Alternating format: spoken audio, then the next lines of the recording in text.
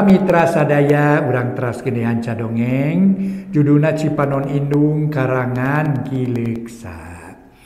Atuh salajengna ayeuna nincak bagian ke-54 para mitra sadaya. Kasuguri kaum dangu sadaya nu sami-sami ngabandungan dongeng. Mugi-mugi dongeng ieu tiasa nyugemakeun etang-etang hiburan pangbeberahmana. Cipanon Indung karangan Ki Leuksa urang teraskeun ayeuna nincak bagian ke-54. Ari para mitra jam tengah peuting jam 12 jam 00 jam 12 upami jam 1 namina waktos tumorek para mitra. Jadi ai tengah peuting jam 12-an jam 1 namina keur waktu tumorek gitu. Dukana nya tumorek para mitra waktu tumorek keur karerek aduh.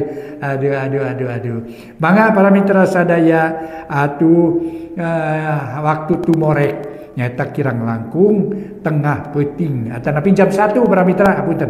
Tengah peuting mah jam 12-an, ai tumorek mah jam 1 wengi. Dongeng judulna Cipanon Indung karangan Ki Leuksa dina bagian ke-54 urang lajengkeun wilujeng ngadangukeun.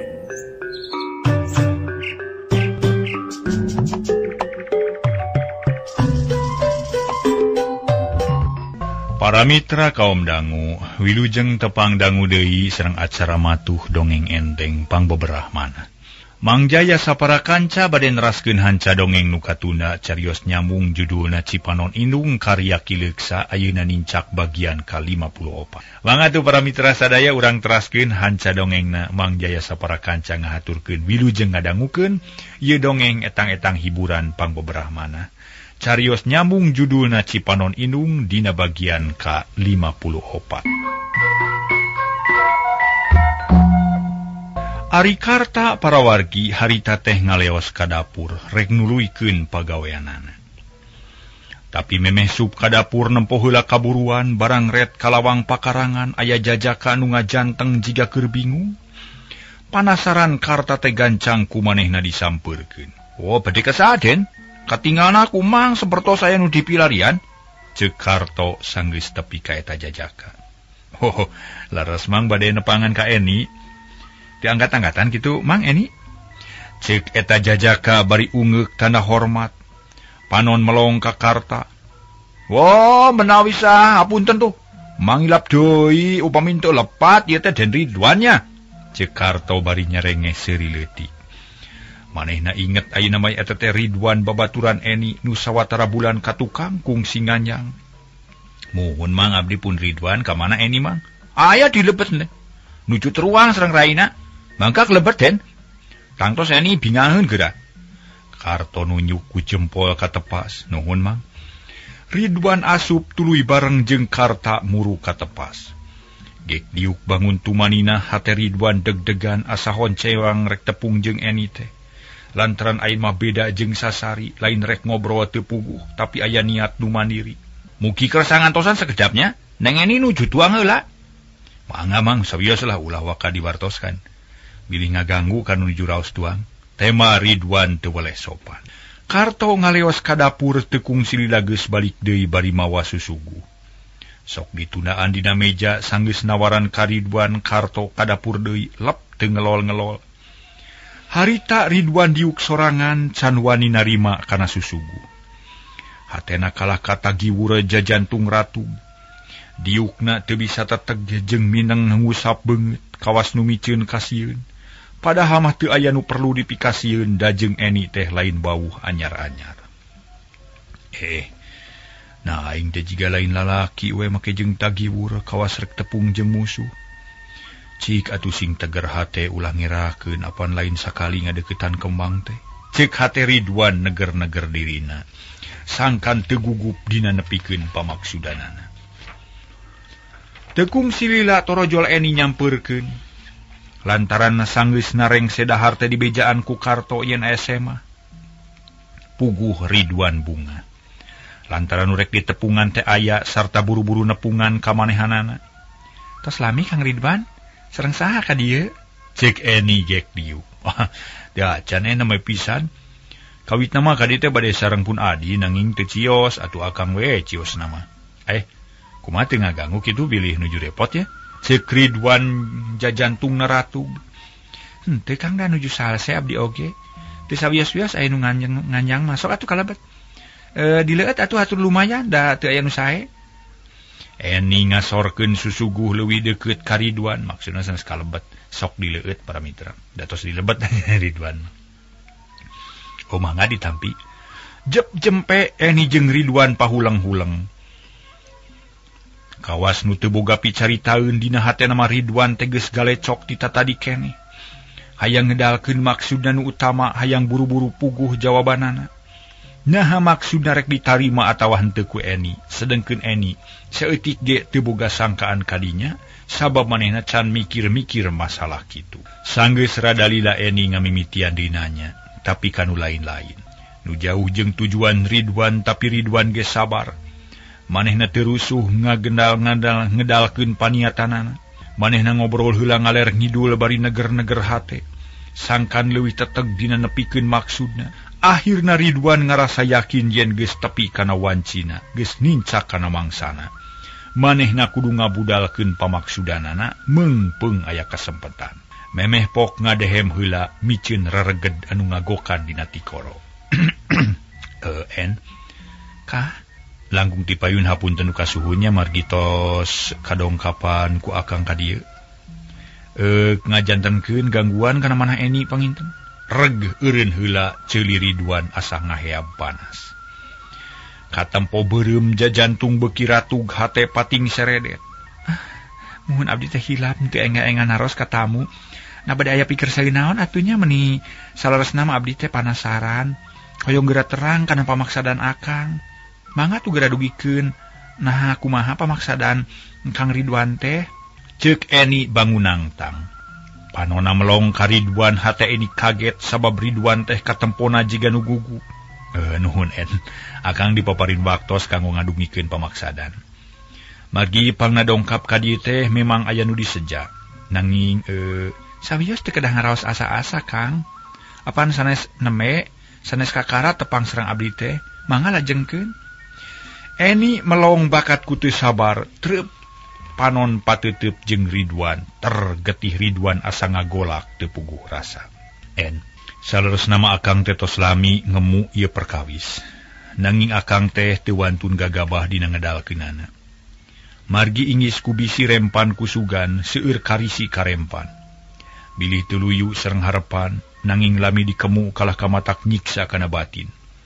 Matak gering kana pikir margi siang wengi emut bae kana hal eta. Tah kumargi kitu sanaos seueur karisi karempan oge.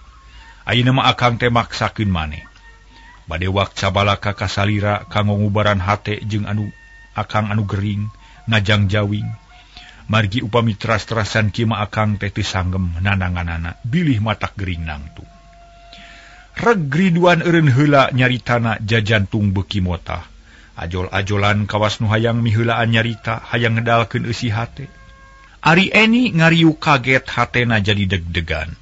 Panon melong ka Ridwan bari nyoba-nyoba neguh kana maksudna Ridwan nu saenyana. Salaku hiji mojang anu dewasa. Atu para mitra naluri na geus bisa nangkep geteran hate lalaki. Nu bieu digambarkeun ku omongan nu bangun asa-asa. Eni geus boga ancer-ancer ka mana loyogna omongan Ridwan. Jajantung Eni jadi teu tentrem. Harita teh ratug tutunggulan, malah mah ngupat dina hatena. Rek kumaha maksud Kang Ridwan teh nya jiga nu rek ngedalkeun paniatan nu sifatna pribadi. Cilaka ieu mangkaning bibir ge asa can garing, tas mapatahan ka adi-adi sangkan ulah waka milih lalaki. Tapi ayeuna aing sorangan bet kadatangan kuno kieu. Kudu kumaha atunya? Eni teu bisa ngajawab kana pertanyaan hatena. Kahariwang minuhan dada sok sieun adi-adina ngancunan. Bisi ngera-ngera ngalelewaan, sabab Eni teh kakara ayeuna boga babaturan lalaki nu leuwih dalit, mana komo Ridwan mah geus aya tanda-tanda rek ngumbar seuneu asmara. Kumaha kahartos dugi kadinya? Ridwan kawas nu teu percaya kana dirina pribadi, sarta kawas teu sadar kana naon-naon nu geus dikedalkeun pipikiran asa ngamang henteu teteg. Abdi nguping pisan kana kasauran akang nanging teu acan ngartos kana maksadna. Margi akang teu acan ngabijilkeun eusina. Nah kumaha kitu Kang? Oh mun. Akang teu acan ngadugikeun maksad nu salaresna. Kieu maksad den. Upami diibaratkeun kana bang bara mah, akang teh kataji ku hiji kembang nu kalintang endahna. Seungit sareng lucu rupina. Nanging akang rempan teu wantun eunteup. Sieun kacugah ku cucukna, tah ayeuna akang sejak kumawantun. Nyobi-nyobi ngeuntepan eta kembang.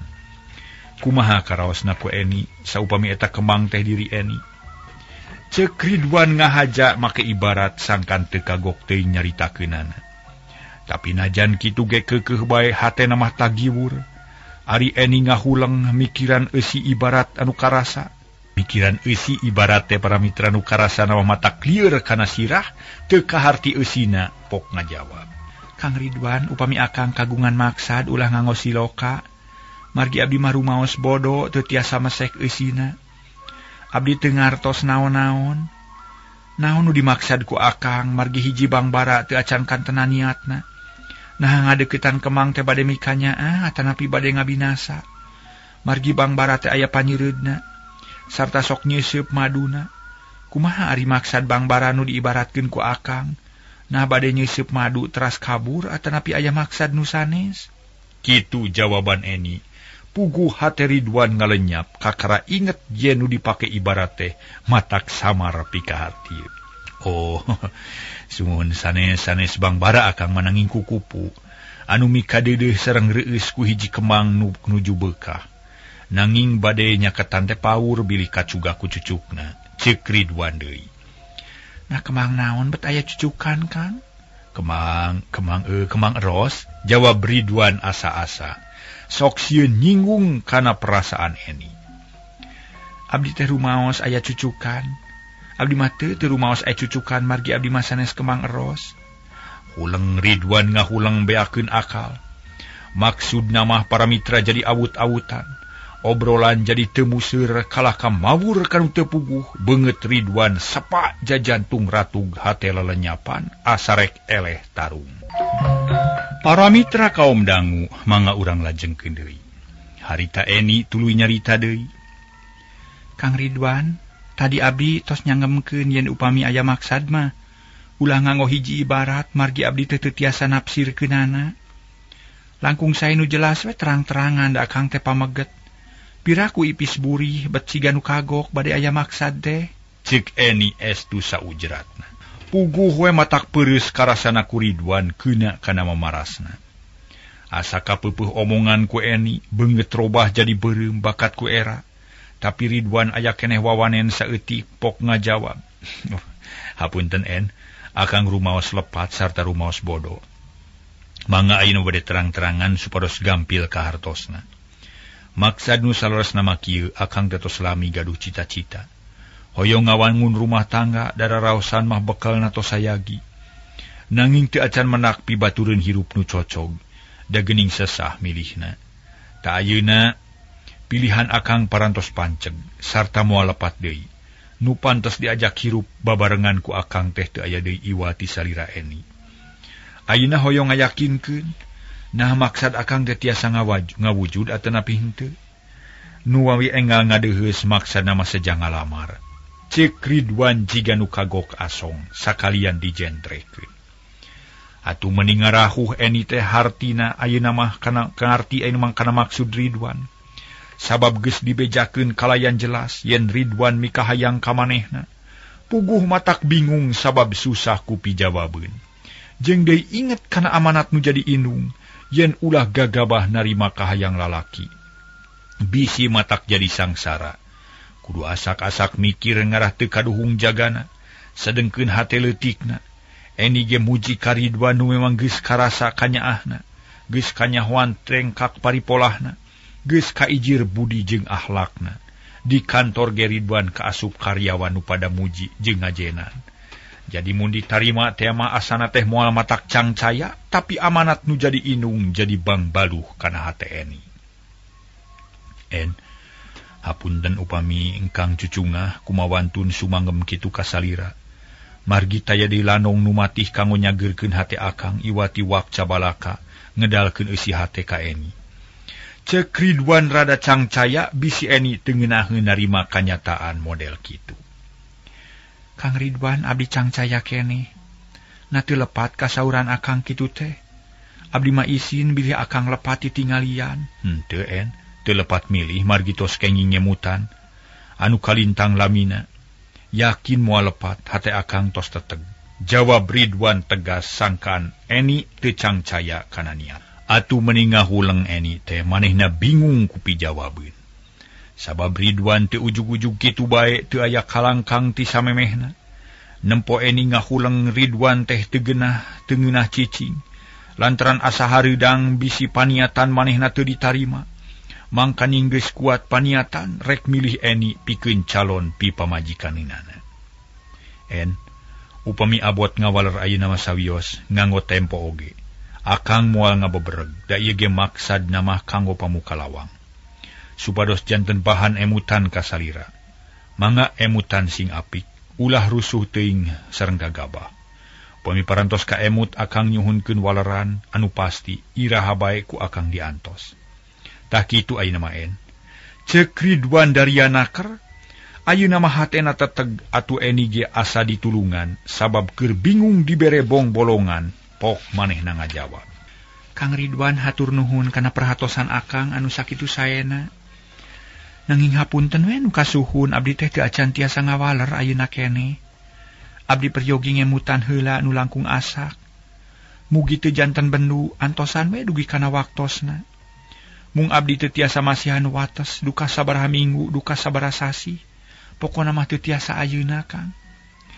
Nya akang ge bade sabar we ngantosan waleran. Iraha wae oge teu janten pamengan. Oge teu hilap akang ngahaturkeun nuhun kana waleran ti Eni. Hate Ridwan ngemplong ayeuna mah nu ngaganyela dina hate geus copong. Tos dugi ka dieu perkawis eta mah nya urang tunah heula. Mangga urang ngobrol anu sanes kanggo ngeusian waktos libur dina dinten Minggu. Cek Eni bari seuri ayeuna mah teu jiga tadi.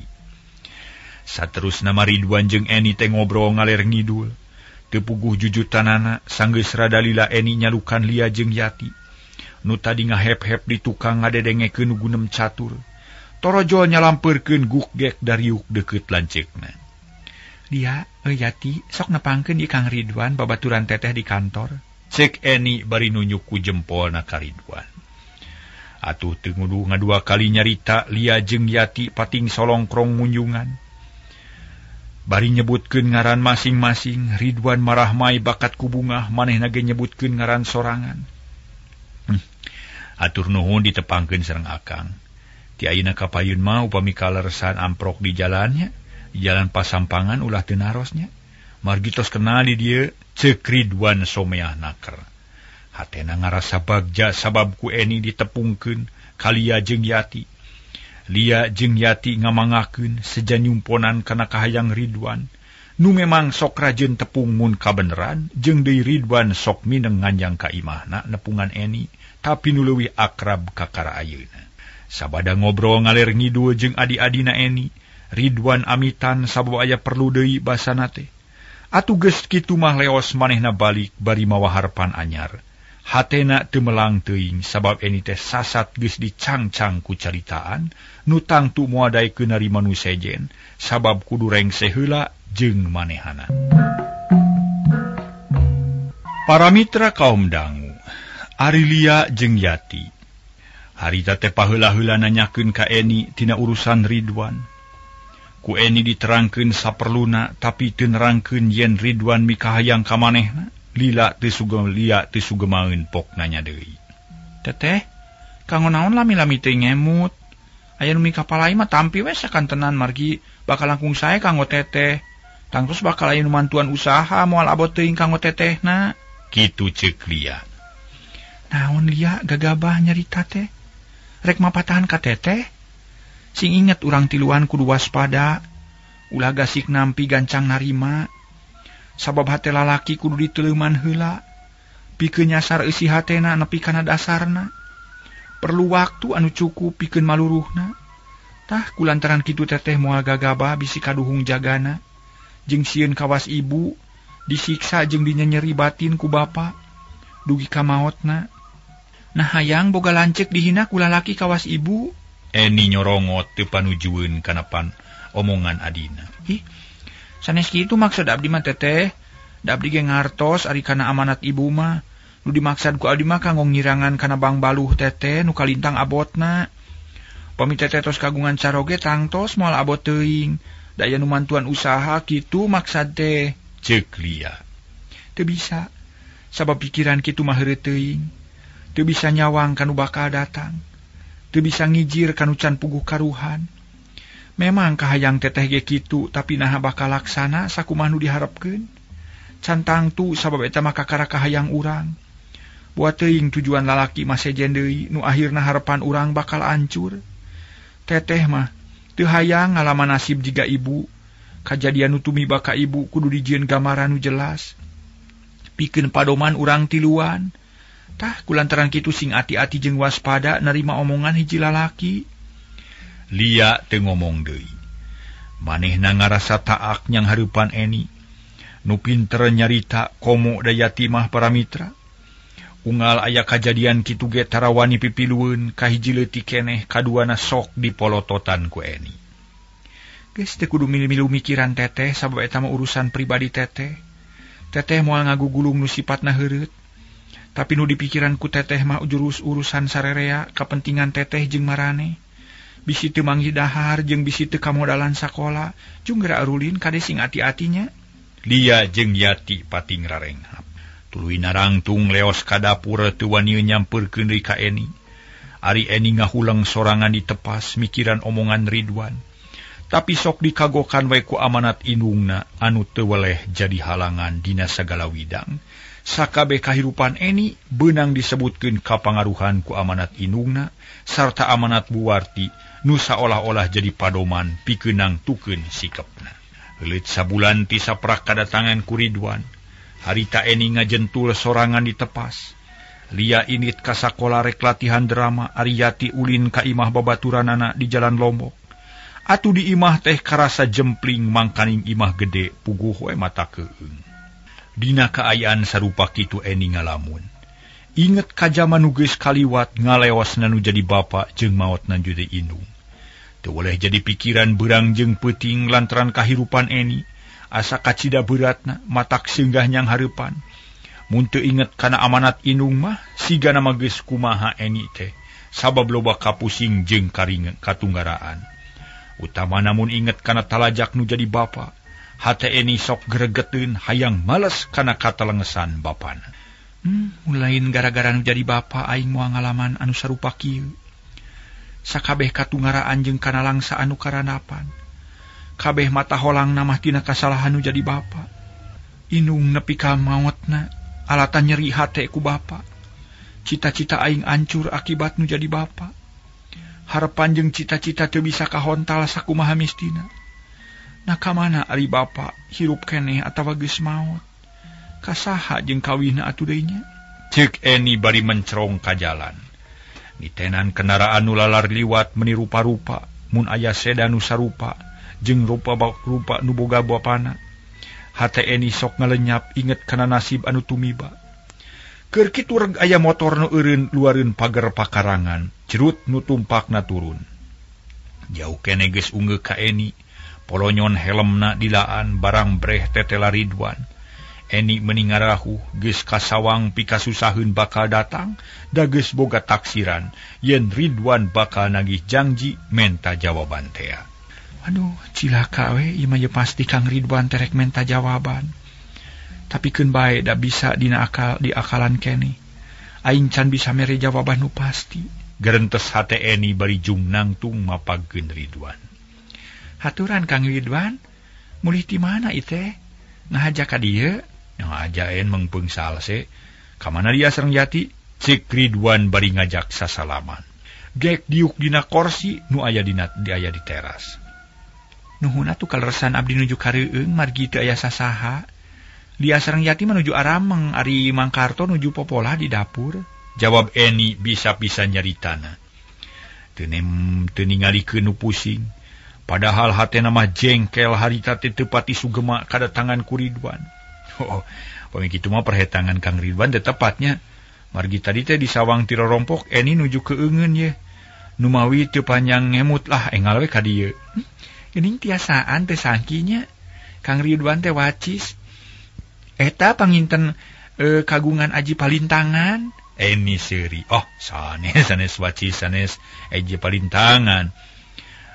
Eta mah karosan we. Mah perkawis nu ti payun teh. Tos kaemut atawa teu acan. Akang tos teh sabar hoyong geura kenging waleran. Punten we ieu sanes ngorobokan akang teh tapi Ridwan teu kebat nyaritana. Ukur ditungtungan ku nyarenges seuri bari neuteup. Tapi naon, Kang? Eni panasaran hatena jengkel. Tapi akang teh geus teu geunah cicing lah. Siang wengi teu weleh emut we ka salira cik atuh tulungan engal waleran.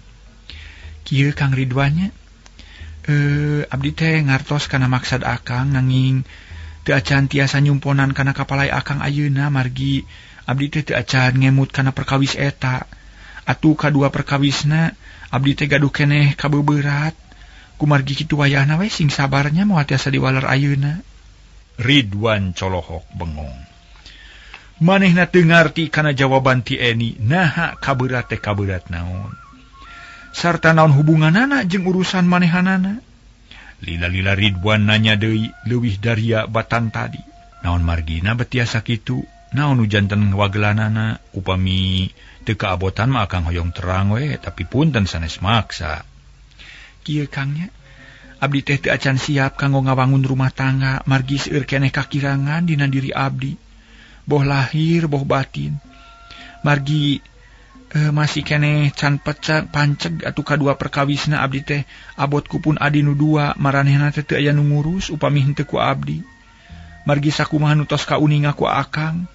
Yen abdi teh tos teu indung teu bapa, janten kawajiban indung sareng bapa teh.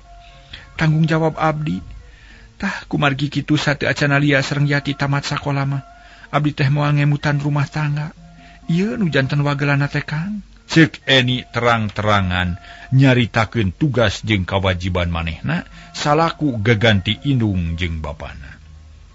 Wah, eta mah perkawis alit atuh En. Nah, ada moal matak janten halangan najan hubungan sareng akang oge. Malih mah akang sangem ngabantu ka sesah Eni. Sabagian tina gaji akang mangga anggo kanggo namihan waragad sakola lia sareng Yati. Tak kitu En kumaha kahartos? Kahartos nama nanging abdi moal ngandelkeun anu sanes. Kanggo ngamodalan sia lia sareng Yati margi abdi tos sumpah kapun biang yen abdi bade usaha satekah pola kanggo ngamajengkeun nu jadi adi. Sok sanaos abdi sorangan kedah ngorbankeun cita-cita. Abdi kedah ngagagalkeun kuliah. Eta sadayana kanggo ngabela anu jadi adi. Nyumponan amanat indung. Eni keukeuh dina pamadeganana gurat batu jiga indung. Para mitra kaum dangu, harita sabada ngadenge caritaan Eni, Ridwan tuluy nyarita deui. Lepat upami kitu mah En eta teh egois kasebatna. Teu kersa narima uluran tangan tinulian, cobe emut sakali deui En. Upami Eni nampi kana lamaran ti akang naon rugelna, margi akang ge jalmi nu gaduh rasa jeung rumasa. Upami akang tos ngahiji sareng Eni da moal antepan atuh, tangtos ngiring tanggal waler kana kasesah Eni. Margi kasesah Eni sami sareng kasesah akang, kabeurat Eni sami sareng kabeurat akang. Naon rugelna upami kitu? Ridwan meuni keukeuh, teu babari beak harepan sabab geus kagok asong sarta tambah panasaran. Laras ku kitu teh mah Kang ku abdi ge katampi kasayan manah akang. Nanging sing emut Kang, akang teh kagungan rama kagungan ibu. Nu kapungkur ngamodalan sakola. Na anjeunna bade ridho upami hasil usaha akang dianggo mantuan abdi, kade sing waspaos bilih awon balukarna. En sepuh akang memantos ngaluarkeun waragad nu sanes sakedik-sakedik kanggo nyakolakeun akang. Tapi anjeunna teu palayeun dipulang tarima ku artos, sabab anjeunna masih keneh kiat usaha. Malih upami akang teu isin ku sepuh manajan nyuhunkeun deui modal ge moal burung di pasihan. Tapi punten ieu sanes agul ku payung butut ngan kanyataan memang kitu. Nu dipika palai ku pun bapa sareng pun biang taya deui sangkan akang enga-enga nikah. Anjeunna tos teu sabar palai geura mangku incu. Tak kitu pamenta sepuh akang teh nu mawi ulah salempang. Akang moal ngarugelkeun ka Eni, malih mah siap kanggo ngabantu. Ridwan geus mimiti pasang aksi kapaksa buka kartu setengah ngagulkeun nu jadi kolot. Nu memang lain jalma jore-jore sabab kaasup pengusaha nu sukses, tapi Eni tetep teu kapangaruhan lantaran nusanya nama lain eta nu jadi halanganana, tapi inget kana amanat indung yen kudu hati-hati milih lalaki. Nuhun abdi bingah upami kitu makan, nanging abdi moal wakamasihan waleran. Nyunkeun sarantos we heula. Nyunkeun waktos kanggo ngemut anu langkung asak margi sanaos dipaksa oge abdi mah. Kanggo waktos-waktos ieu mah teu acan gaduh maksad. Jawab Eni tetep dina pamadeganan. Ngadenge jawaban kitu Ridwan meningah uleng sabab jauh tina taksiran. Da ceuk perhitungan manehna mah waktu sabulan teges cukup. Pikeun mikir nu leuwih asak, tapi buktina Eni tetep taya robahna. Teu daek ngajawab kalayan jelas, nolak henteu, narima ge henteu. Kang Ridwan hapunten upami cariosan abdi kirang mernah dina manah akang. Margi kitu kanyataanana, kitu kaayaan abdi ayeuna. Moal tiasa dipaksa-paksa. Ceuk Eni nyarita deui hatena ngarasa hariwang bisi Ridwan pun. Upami kitu mah akang teu tiasa maksa. Mangga dipasihan di waktos kanggo ngemut nu langkung paos. Nanging dina hiji waktos mah akang teu neda waleran nu jelas, naha nampi atanapi henteu. Tah ayeuna cekap sakitu we heula, akang bade pamit bade wangsul nya. Kituna teh bari nangtung Ridwan ngarasa seunggah nyang hareupan Eni, teu wani lila-lila cicing. Engal-engalan teuing atuh Kang. Ke tukang pan teu acan ngaleut-leut acan. Eni rada reuwas manehna curing. Nuhun katampi ku akang saweas lah. Sakieu we heula nya, mangga permios Ridwan turun kaburuan dituturkeun ku Eni nu hatena deg-degan. Reuwas sok sieun Ridwan punung, tapi teu bisa nyegah kapaksa diantep wae teu wani ngahalangan. Eni jajab nepi ka pager panto pager, gerung-gerung Ridwan ngahirupan motor, dius ningalkeun Eni sorangan. Sajongjongan mah Eni teh ngajanteng bae deukeut lawang pakarangan. Panon melong kabelah kaler urut ngilesna Ridwan dina pengkolan. Hate Eni teu puguh rasa loba kapaur jeung kahariwang, tapi teu mangaruhan kana pamadeganana, da tetep moal wa kamikiran pisalakieun. Inget we kana amanat nu jadi indung. Mangsa bodoh teuing rek kitu rek ieu ge aing mah moal waka panjang teuing mikir. Perkara Kang Ridwan moal rek jadi pikiran sabab aing boga tugas jeung kawajiban nu kudu dijalankeun kalayan hade. Daek we nungguan heug henteu ge kajeun. Kitu putusan Eni sanggeus ngahuleng rada lila. Koloyong katepas langsung asup ka kamar kebut mebeutkeun maneh kana kasur. Ngararasakeun sabilna hate asa berat nyang hareupan kanyataan. Tapi unggal mikir sok diganggu ku omongan indungna malah mah rarai buati sok nemongan. Kokolebatan dina kongkolak mata. Jeung aneh deui lamun omongan indungna kadenge deui dina ceulina, hate Eni ngadak-ngadak jadi teas. Teu bisa leeh ku omongan hiji lalaki, malah mamalik cecep jeung izin. Hoream padeukeut jeung lalaki. Eni kawas kaserepan ku sifat-sifat indungna nu bedang wangkelang, gurat batu jeung sok hayang meunang sorangan. Moal aing moal kapangaruhan ku Ridwan. Aing kudu taat ka ibu.